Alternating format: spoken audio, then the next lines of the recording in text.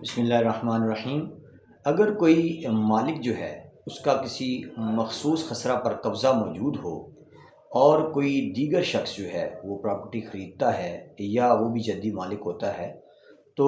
وہ اگر اس کے قبضہ میں مداخلت کرتا ہے اور قبضہ چھیننے کی کوشش کرتا ہے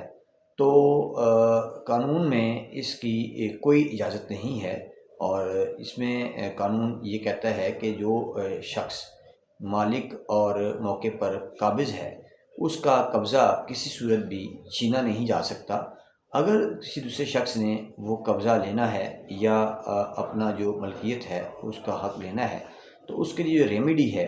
وہ تقسیم ہے، وہ باقاعدہ طور پہ تقسیم کروائے، اور تقسیم کے بعد جو ہے اگر زائد حصے پہ پہلا قابض موجود ہے تو وہ زائد حصہ ختم کروا کے بذریعہ ریونیو کورٹس جو ہے اپنا قبضہ حاصل کر سکتا ہے۔ اور اس حوالے سے جو ججمنٹ ہے وہ 2025 CLC پیج 1775 جو ہے اس پر اس امر کو ہولڈ کیا گیا ہے۔